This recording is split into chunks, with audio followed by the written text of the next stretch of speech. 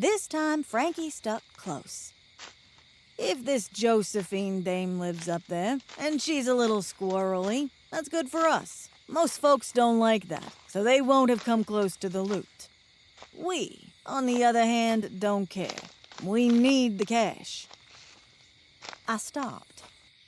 I thought I was up for this, but I had my limits.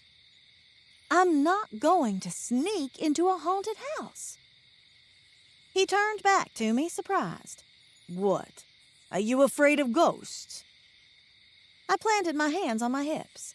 I don't like them very much. He broke into a grin.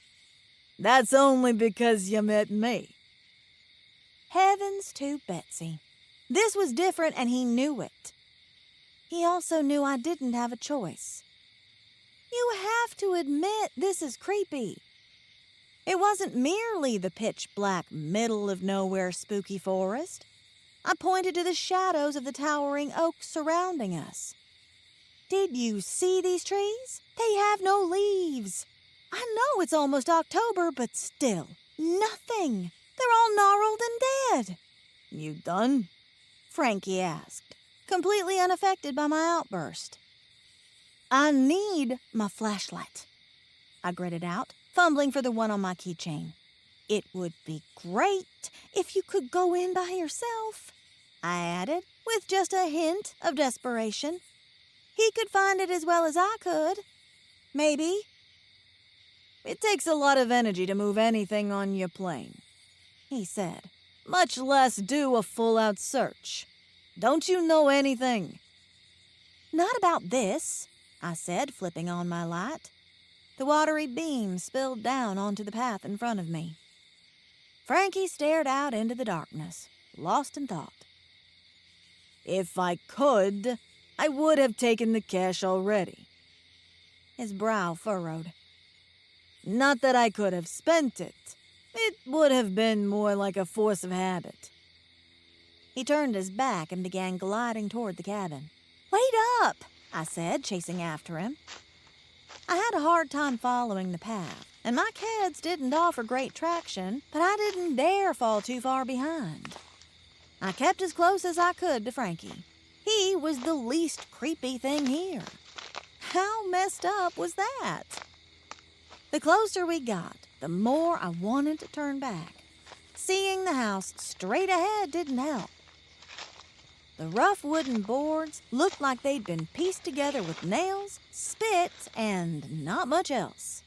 Darkened windows gazed out from both stories, and the front door leaned drunkenly on its hinges. Weeds invaded the path, winding around my ankles. The entire property felt dark, wrong, like it lay in wait for me to enter and make a mistake. How far in do I have to go? I whispered to Frankie. Maybe Oscar hid the money by the front door or something. He glanced up at the house. Let's get inside before we worry about that. As he spoke, a candle sputtered to life in the upstairs window. I would have screamed if I hadn't been too busy trying not to fall. Don't let that bother you, Frankie said. The light flickered even as I stood there scared out of my wits. There is a ghost up there, I said as loud as I dared. It's her house, Frankie said simply. Right. A hysterical giggle threatened to burst from me. I could relate to that. If I lost my nerve now, I was going to lose my house tomorrow. Or if not tomorrow, soon.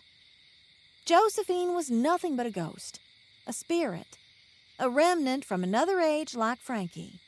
He hadn't harmed me, and I'd actually done something to tick him off.